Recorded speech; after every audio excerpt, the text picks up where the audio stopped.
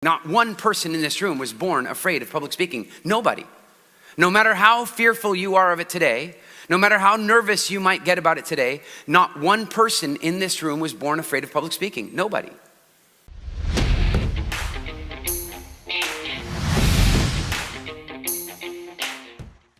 I am about to share with you one of my favorite things in the whole world to share with you. I have devoted this part of my life to giving people the gifts that I believe are the most valuable in the world. I have been honored over the last 3 weeks that we've been here in Tallinn to have people walking up to me all the time and telling me the stories about how their life has been transformed from a health perspective. People are telling me about the weight that they've lost and the pain and symptoms that are gone. That their children have even, I have had people come up to me and go, after a month of watching your videos every single day, my kids started getting curious. And now they want to change their food habits and so on. And I think one of the greatest gifts in the world you can give anybody is their relationship with food. Is that true? Yes. And you know who's trying to take away your relationship with food the entire time? The food industry. And so that's my job, is to undo what they're doing. And I love doing it. And one of the other gifts that I really love to give people is the gift of communication. The gift of being able to communicate your thoughts effectively, persuasively, influentially. And the challenge is that our society has done everything it can, not on purpose, just the way it is, to train that out of us. And I think that makes life a lot harder to live.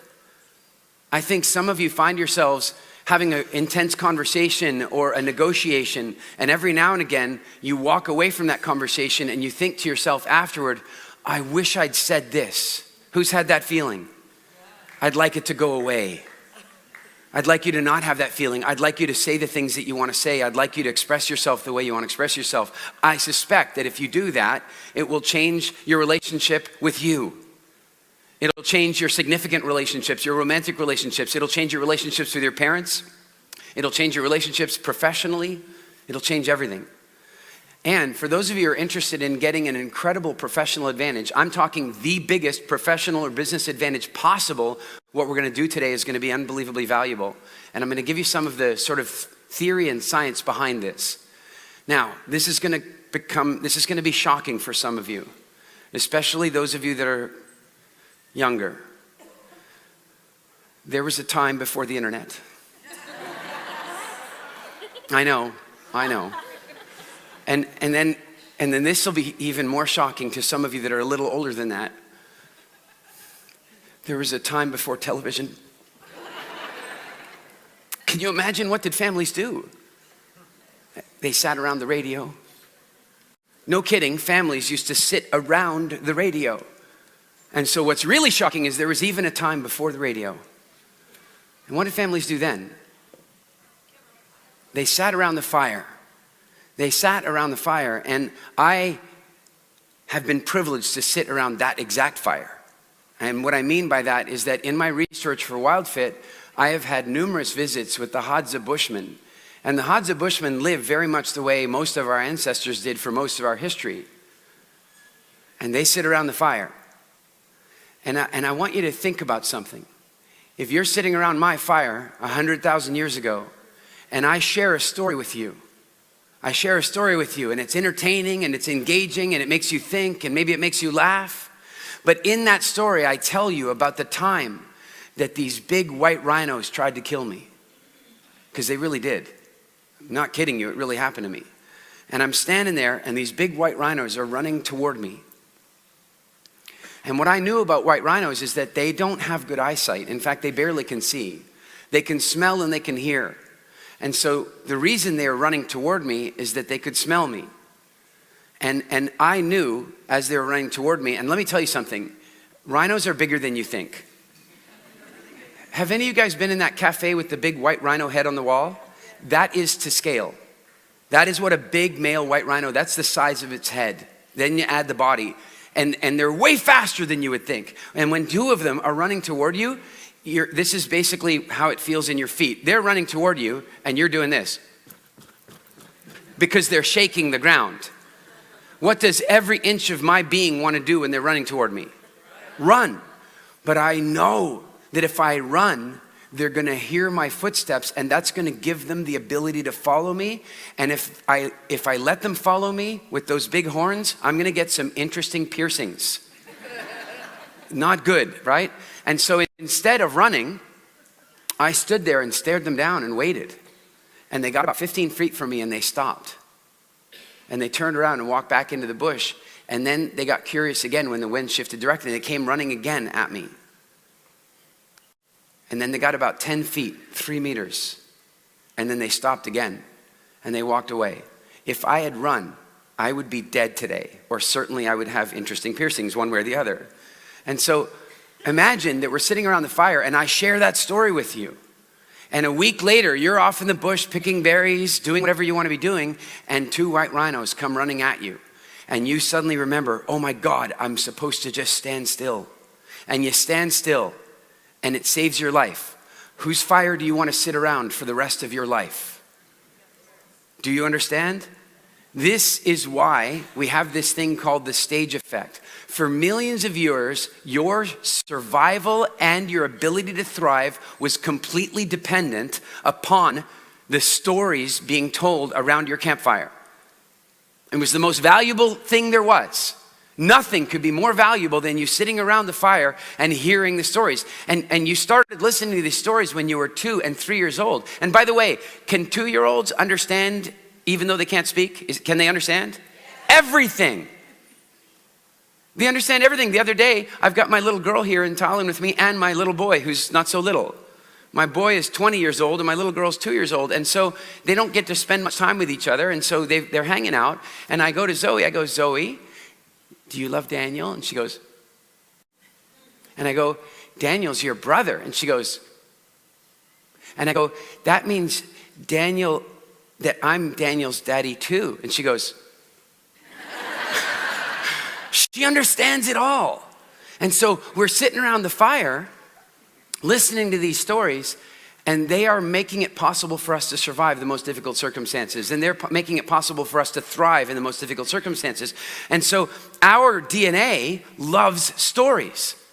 That's why Hollywood will spend $200 million making it. Do you understand that? Think about that. They will spend $200 million creating a story, and they won't begin to see any revenue on that story until after the $200 million is spent. It's risky, but they know that we like stories. We like stories because it is the primary operating system of the body. And once you begin to recognize that stories are the best way to write information in, then you can look at history and recognize that it's completely true. Every great revolution, whether it's a political revolution, a war uprising, a technological revolution, has been preceded by great speeches and great oration. I remember reading that President Roosevelt was trying to pass some legislation through the US Congress, and none of the congressmen would vote for this because it had to do with changing their lives. It was legislation about congressmen, and they didn't want to change it. And he was getting nowhere. And then he recognized that the world had changed and he could speak directly to the people. Radio, town halls. And so he started doing that. He started giving speeches. And do you know what's amazing is when they put that legislation in front of Congress, it passed with only 3 dissenting votes because he'd gone directly to the people. Speaking is one of the most powerful things we can create in the world.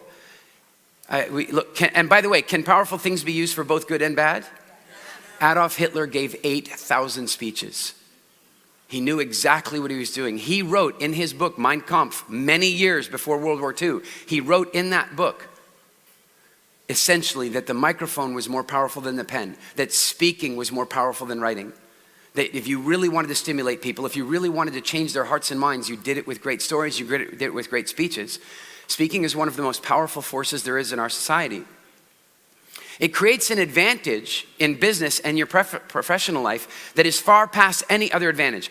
Here, let's test out a few things. Are you aware that in American corporate world, and I imagine this is probably fairly consistent in the westernized, civilized corporate world, in the American corporate world, people make slightly more money for each inch they are taller. Did you know that? They actually make slightly more money. They're more inclined to get the promotion. They're more inclined to make the sale, slightly more taller. And then, by the way, is there a gender pay gap issue? Yes. And so there are all kinds of little tweaks in our society that are little optimizations. The gender pay gap, how big is that these days, they say? They say it's about 10%. It's about 10%. But if you remove the fact that, for example, it came out, do you guys know that Uber pays male drivers more than they pay female drivers? What? Yeah. Okay, this is the way statistics lie. Female drivers choose not to drive as many hours, and they choose not to drive during peak hours, and they choose not to drive in dangerous neighborhoods. And so Uber doesn't pay them any less. Uber pays them exactly the same. They choose to do things differently. Women choose not to take jobs where they die. Men die in the workforce something like 7 times more often than women do. And so when you remove all that stuff, the gender pay gap closes a little. It's still there, but it closes a little. Does that make sense? But these tiny little professional advantages, that height or maleness or whatever, they're tiny. But the most massive advantage you can give yourself in the corporate world and in the entrepreneur space is to be able to speak. If an inch of extra height can make you 0.01% more income, being a speaker, being comfortable sharing your ideas, being influential in the way you communicate can triple or more your income. It obliterates all other advantages. It is the most powerful thing you can do for your professional life. The problem is, we don't. Because we're afraid. And the crazy part of it is not one of you was born afraid. Not one of you. Now, because I understand this whole fear, what we did before you guys came in here this morning is we took 15 envelopes. 15 envelopes, and we wrote in those envelopes a few words, a couple of questions. One envelope, one word, one question, and then we stuck those envelopes under, don't check, we stuck the envelopes underneath the chairs, and don't think we didn't notice the bean bags. We stuck them underneath, and in a minute, when I say go, you're gonna check underneath the chair, underneath the beanbag, and you're gonna see if you got an envelope. If you got an envelope, I want you to check in with what happens in your body, and here's why. Because if you got the envelope, you must not open it. You will simply stand up, you will walk over here, you will come up on the stage. And then I'm gonna have a handheld microphone, and I'm gonna hand you the handheld microphone, and then you're gonna tear the envelope open, and you're going to see the word or the question, and you're gonna speak for 3 minutes about that topic in front of this audience.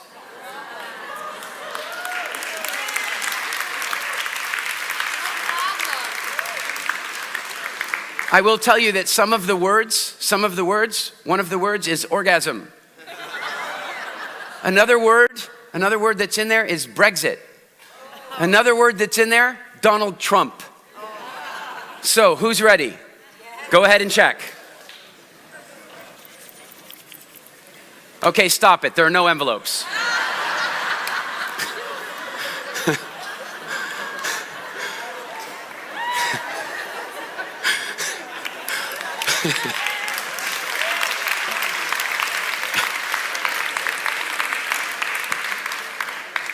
Now, the reason I do that is, did you find an envelope?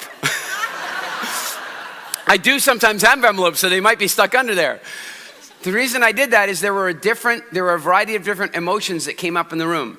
Now, I want a totally honest answer here. Please don't worry about looking good. I want a totally honest answer. There were a few people in this room that were absolutely genuinely excited about this idea. Who were they?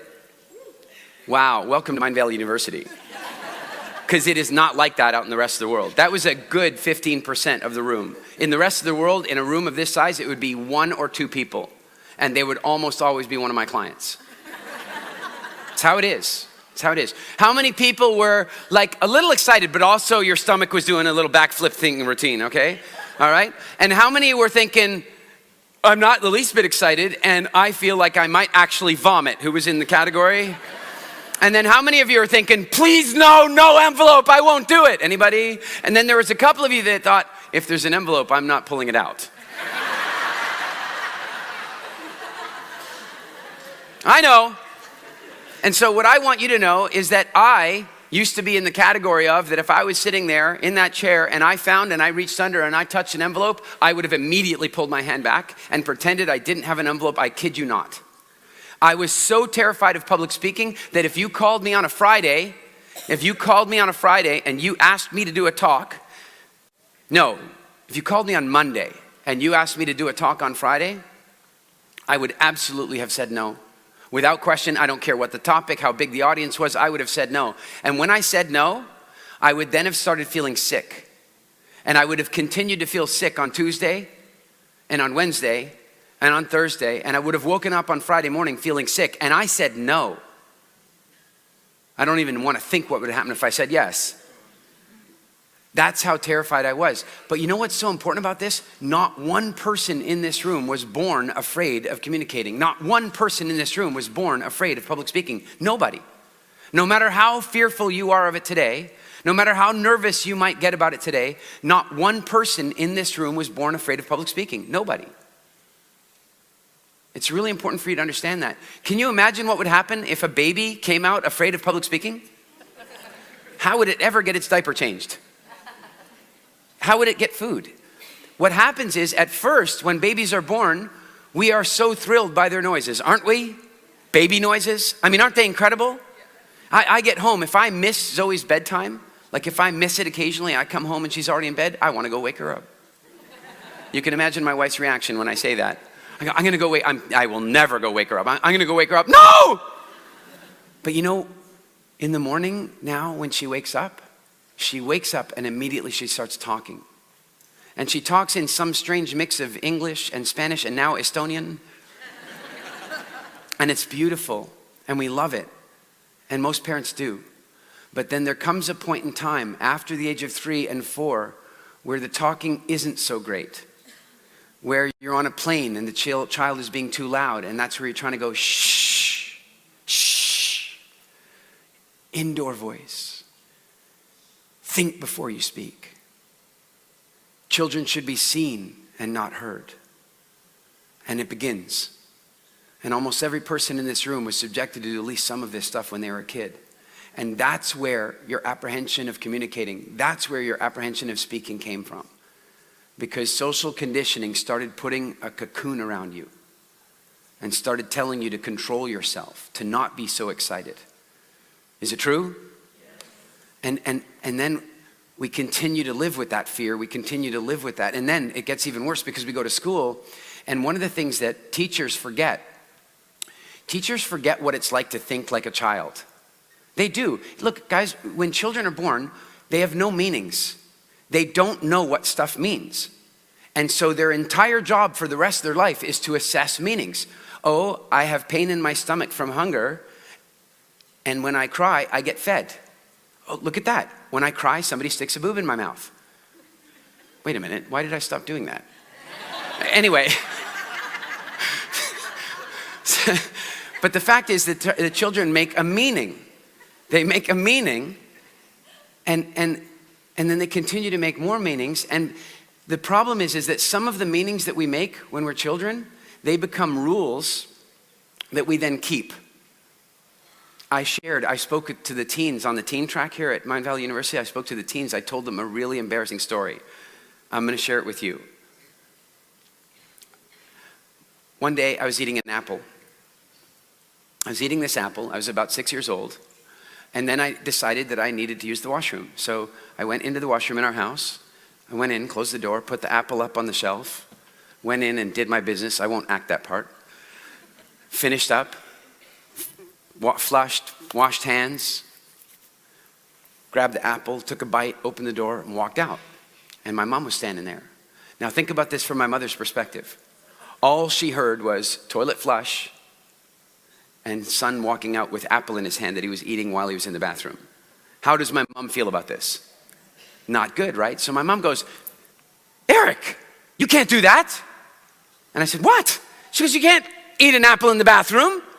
And I said, why not? She goes, it's dangerous. And then she got distracted and went off and did mom stuff. And I'm sitting there with, it's dangerous. Why is it dangerous? And this was when I was 6, so this was a few years BG, before Google. And so I couldn't go, why is eating an apple while you go to the toilet dangerous? I couldn't do that. The question was just in my head. And do you remember, back in the days before you could just ask the universe for the question, did you ever have that thing where you had a question bouncing around in your head, bouncing around, and it's like the rest of your life kind of got filtered through that question? That's what happened to me. And so I was sitting out with some friends one day, and we're at a restaurant, and we have the straws, you're drinking out of a straw, and we were doing like kids do, where you block off the top of the straw, and you pull the liquid up, and then you drop the liquid in, right? It's physics, basic physics, it's fun. And then I was doing it, and suddenly I was like, oh, wait. If you block off the bottom of the straw, the liquid won't come out. If you block off the bottom and the top, the liquid won't come out. If you block off the top, but you open the bottom, that's the bizarre part, right? You block off the top and it won't run out the bottom. Maybe we're the same. Maybe the danger is that if you swallow and open the top, at the same time that you poop and open the bottom, you just fall out. I figured it out. She's right, it's bloody dangerous. I won't be doing that again. I'm telling you, for months after that, I could be chewing gum, just chewing gum, and I go to the bathroom and go, oh, get rid of that gum. Wouldn't want to have an accident, where I slipped out of myself. And so children are doing stuff like that all the time. Is it true? And so we forget that.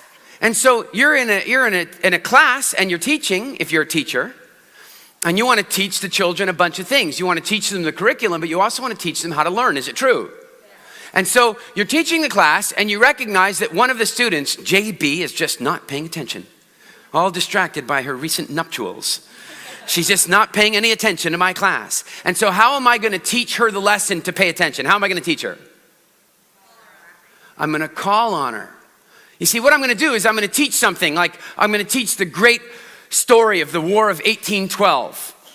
Most of you that are from America have no idea about this war, but this is where America decided to invade Canada and take over. They invaded Canada with numbers 7-1. 7-1 they invaded Canada. And by the way, Canada burnt the White House. Did you hear Donald Trump talking about this recently? The war did not go so well for the United States, and I could teach you all about how they invaded Canada in the War of 1812. And then at some point during the lesson, I am, as the teacher, going to go, I have some questions. When did the War of 1812 happen? And a number of students are going to raise their hands. Which students are going to raise their hands? The ones that have been paying attention and know the answer. Teachers will typically not call on the children that have raised their hands. The teachers, when they ask you a question like that, it's just a poll. They just want to know how many of you got it. And so if you raise your hand, they know you got it. If you don't raise your hand, you're asking for trouble. I figured this out young. I taught the kids this, by the way. I taught them a trick I had in school. I'll teach it to you. I went to school and I hated that because I didn't like school very much because I would typically pick stuff up on the first pass. And do teachers stop on the first pass? No, they teach it again and again and again, and it would drive me crazy. So I got into meditating. They called it daydreaming. Now I know it's meditating. But I got into meditating, and I would be doodling and meditating out the window, and then the teacher would call on me, and I didn't hear anything, and then I would feel like an idiot, and I would feel stupid. And so I learned that if you do this in September, you can give yourself freedom for the rest of the year. What you do in September is you pretend to meditate. You pretend to daydream. You pretend that you're not paying any attention. You doodle, but you're really listening. And then she goes, what is H2O? And you don't raise your hand. You pretend you're not paying any attention. And then she goes, Eric! And you go, water! You just do that 2 or 3 times in September, you're free for the rest of the year. Free pass.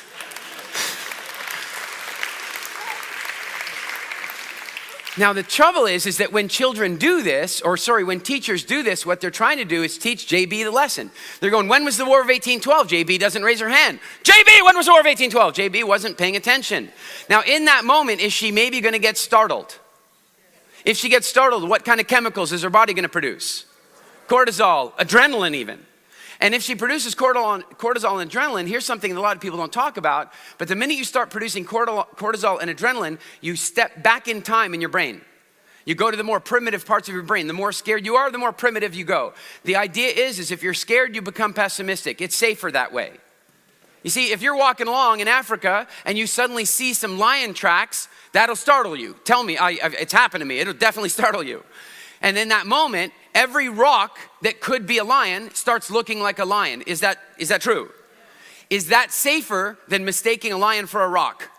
Of course it is. And so when we have some adrenaline and cortisol, we become slightly more pessimistic and we lose touch with our proper brain. And so in that moment, even if she knew when the War of 1812 started, the answer is in the question after all, she might not know it. Is that possible? And so I go, JB, when was the War of 1812? And she's like, 1814? And now she's just done something called public speaking in front of one of the most difficult audiences in the world, children. Children are the toughest audience ever. Children are not nice. Come on, I'm not talking about your kids.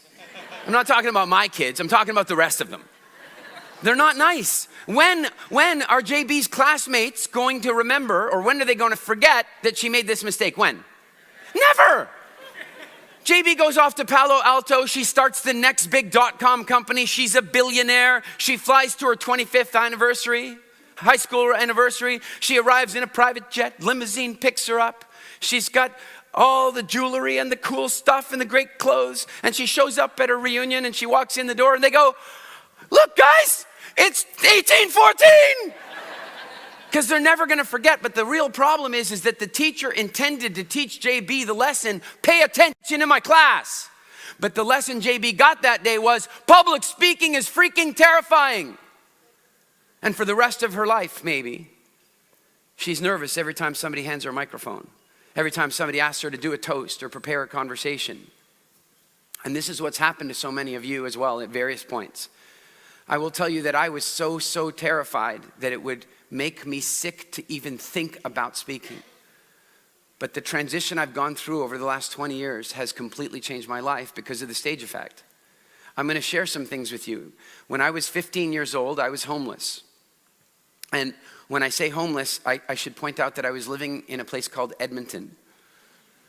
And it was winter. Now, some of you live in places that you think of as cold, but you've not been to Edmonton.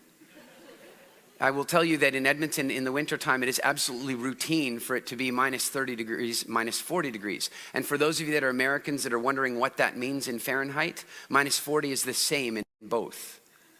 It means fatally cold. And if I look at my life from that starting point, if I look at my life from being a homeless teenager on the streets of Edmonton, Alberta, to the things that I've achieved in my life since, and I'll give you some examples some of you know. I was invited one day to do a tour of the original Industrial Light and Magic movie studios. For those of you who are not familiar with Industrial Light and Magic, it is the special effects shop that George Lucas created to make Star Wars. And one day I was offered a chance to go do a tour of these studios. And when I got there, I found out some interesting things, that George Lucas had sold the studios to some private guys that were running it for about 3 years, and they weren't running it very well. And they were trying to raise money from investors for all kinds of cool movie technology and 3D technology. And I watched one of their investor pitches, and it was atrocious. I mean, it was bad. It was the don't invest in my company presentation. It was terrible. And so I'm sitting down with everybody afterward, and I'm not saying anything because I'm just a friend. I'm just a guest here. And then Gavin, my friend, says, Eric, what are your thoughts on the way we should do this? And I'm like, Gavin, I don't want to offer my thoughts. I'm not from the movie industry. I don't want to do this. I wasn't nervous of public speaking, you see. I just didn't want to crash in on their party. And then they said, well, why does, yeah, Eric, what's your opinion? And I said, do you guys really want the truth? Like, do you really want the truth? And many of you will know this about me. How many of you have been to any of my seminars? Anybody? Am I nice? I'm not nice. And what I mean by that is that you might ask me a question, and the first thing I'm going to ask you is, do you really want to know? And so that's what I said to them, do you really want to know? And they go, yeah, we really want to know. And I said, well, the presentation sucked. I mean, it was bad. It was really bad. And they said, why? And I said, well, because of this, and this, and this, and this. And then at the end of my talk, I braced myself because I basically expected them to kick me out. And they said, we have another group of investors coming in this afternoon. Would you give the presentation? No problem. I thought it was a big problem. What do you even? And I'm not kidding you. 2 hours later, I'm standing on a stage in the George Lucas Theater, 140 seating private theater where THX Sound was debuted. And I'm standing in the theater and there are investors in there and I'm giving the pitch. And then the investors at the end of the pitch, here's what they say. If we invest, will Eric stay and run the company? I'm on a tour. This is a very, you know when you go to the tours and they try to make it really realistic, you know? They've made this one really realistic. In the end, the investors decided not to invest, and I got talking to my friends, and I went to the owners one day and I said, look, I think you guys are in a lot more trouble than you're letting on, and here's my offer. And I offered to buy the company, and they said no. And so I flew home, and I was living in the Caribbean, in Turks and Caicos, and I flew home, and I got a phone call almost the minute I walked in my front door, and they said, would you come back? And I said, why? And they go, because we want to take your offer. And I ended up buying the studio. And the first thing we did after that was work on Avatar. And then we worked on Pirates of the Caribbean and Transformers and Elysium. And then from that company, we started a really cool company that literally built life-saving technology for the US military. We literally saved lives. And that only happened because I had become comfortable with speaking.